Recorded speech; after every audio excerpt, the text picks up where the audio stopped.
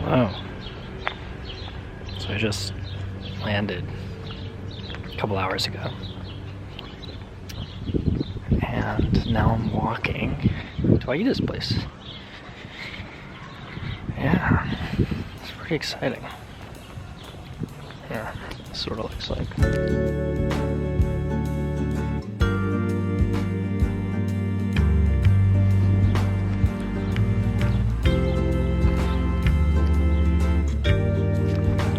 Yeah, not really sure what to think just yet. So the lighting is yikes. Also not really sure how to talk to a camera. Got the double backpack set up. Yeah. Sure, with like some pedestrians. Alright, I'm back.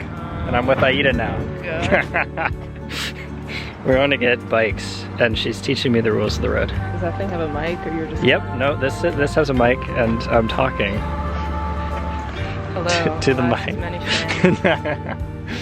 It's just gonna be me editing this alone. So you were saying, if the road ends... Yes, the road ends, we then share it with pedestrians, but we basically always have the right way. Okay. We also have special This is how it should be. stoplights, so...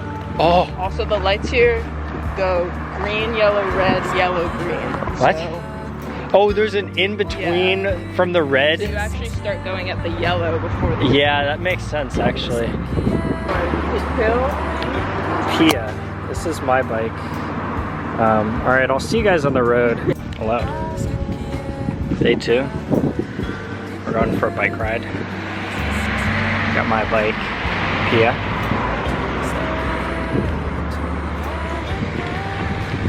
Lady's bike on the ground. She doesn't take good care of it. It's Junior. We went to this cute little breakfast spot. I have a picture that I can show. Delicious, but also I may have gotten too much, so I'm feeling a little bit bloated right now. We're gonna be riding along the waterfront, so you can see like there's a path that's like right next to the water, which is cobblestone, so we can't really ride on it. There's this path, which is like gravel, probably easier to ride on, but it's also like for public. And then we have the bike lane, which is raised, which is very common for the bike lanes here. It's like slightly above the road, which is really nice. And it separates the bikers from the pedestrians, but also from the cars, which I really like. And Aida will be getting footage of us riding with her GoPro. All right, let's get out there.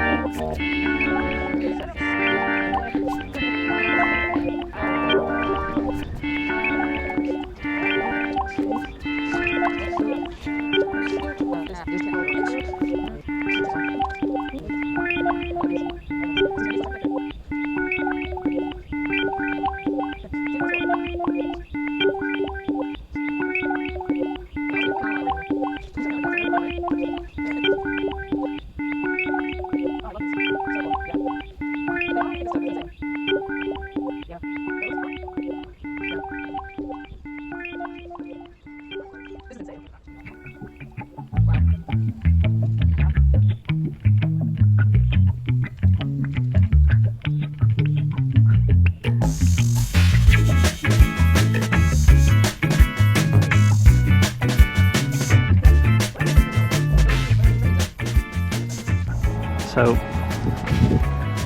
first of all, the canals kind of intersect with it's like residential areas. So you can see bridges go basically all the way down, and rising from the water are these connected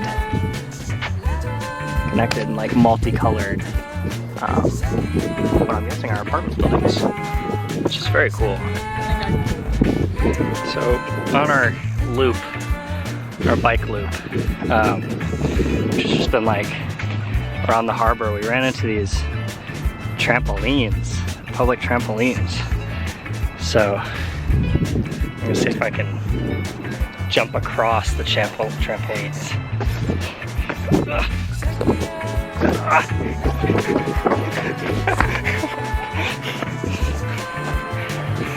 Yeah, it's pretty great.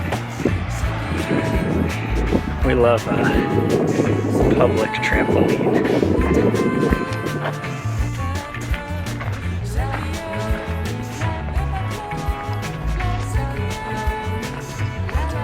So we're in the botanical gardens. It's very pretty.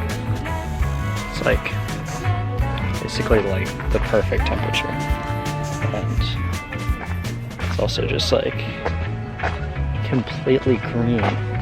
It's like the type of place that you'd have a wedding. So this is apparently a dormitory at the University of Copenhagen. This is like the court. Absolutely insane. Our dormitories never look like this.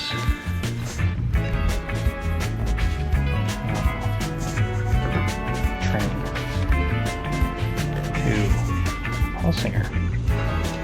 We're out of the Maritime Museum.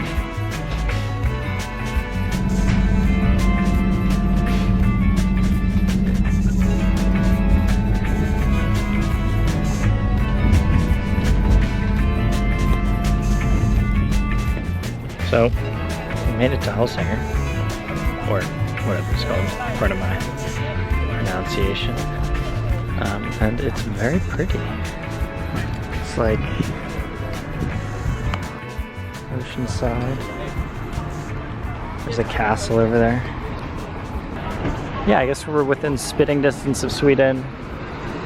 Ferries go across every hour, and it's probably a pretty short trip. It only took us 50 minutes on the train from Copenhagen. It was just north. So very, very convenient. It's about $15. Yeah, so we're gonna go to the Maritime Museum, which I'm guessing is that building, which you probably can't see that well, but it's like triangles on triangles. And then I also want to see if we can visit the castle. So this is a triangle building closer up on the other side, which is where we came from. It was actually the Culture Center, not the Maritime Museum. This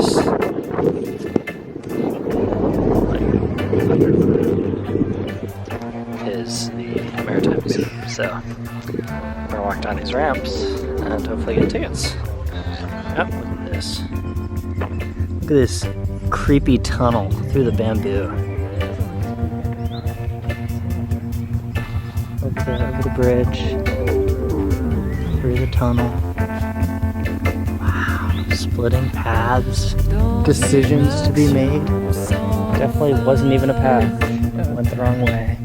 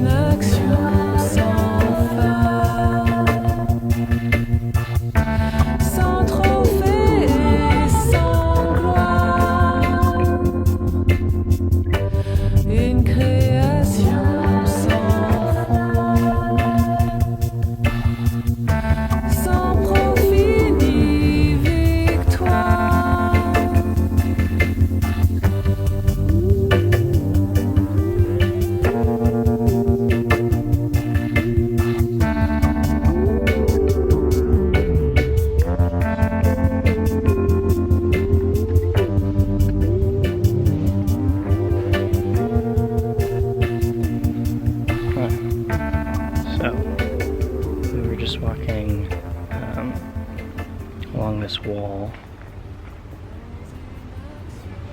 See the wall? From the entrance to this cemetery.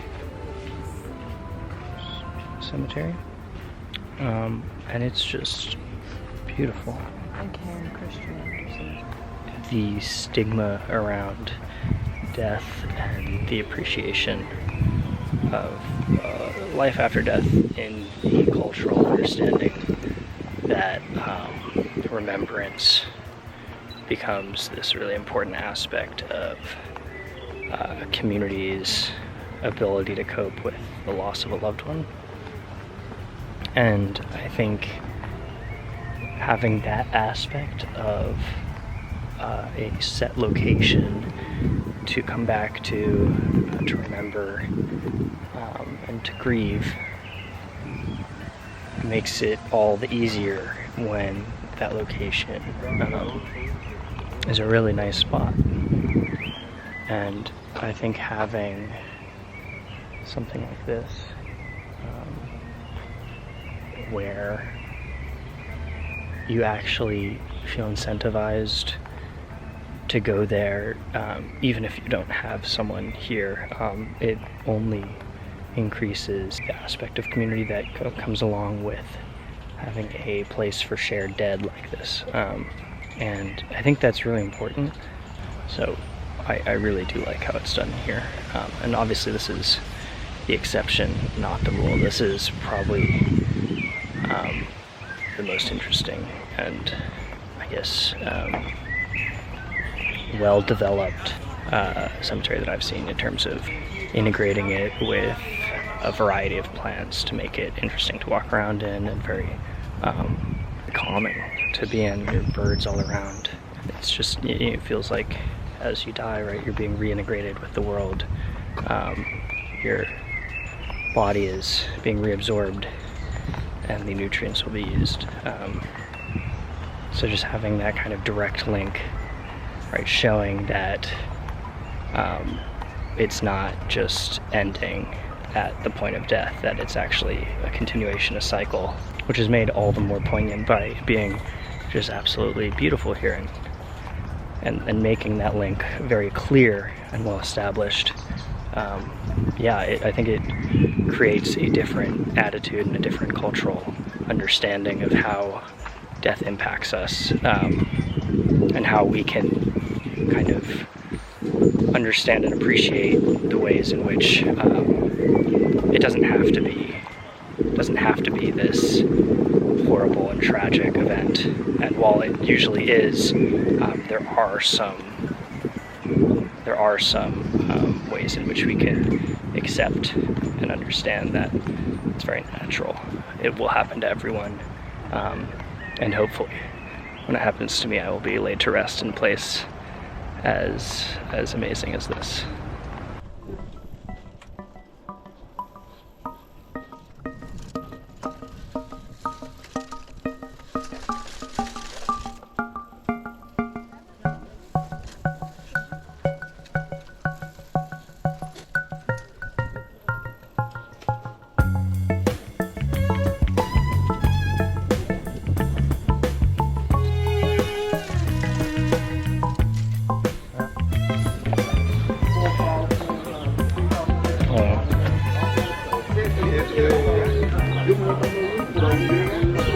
So this is Freetown, Christiania. It's like a self-governed anarcho-commune that has become a democracy over the past 60 some years. I think they started in the 60s, although there will be better accounts, much better accounts online. So if you're looking for a legitimate history, I would not trust me. But yeah, we did a walking tour with this guy Morton, I believe his name was. He was very knowledgeable. He essentially built a lot of his house. Much of the buildings here were previously military buildings built much earlier, and were later evacuated because of bombing, I think, or because of the conflicts that were going on. And after being evacuated, locals came in and kind of developed their own community around the military facilities that were available, and created this environment, very rich in greenery, very pretty, extremely walkable. There are no cars here. Everything is either walking or through bike, and there are two waterways, one fairly large that has one major bridge to get across to access. The second part I can put up a map to visualize it, but essentially there are two strips of land, one of which is fairly large and makes up the majority of the place. As the community developed and as it was around for longer and longer, they established rules, ideas which to live by, and it's become this really great place to live, with all sorts of art, shops, places to eat, places to hang out as well.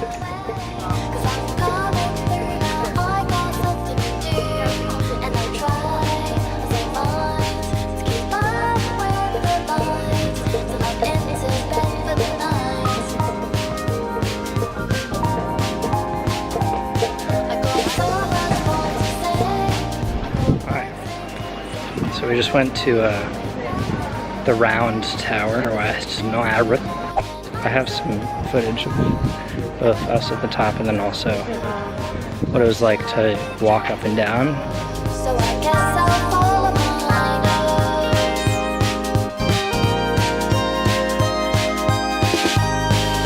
And I can't help but think about if the sun then stays down.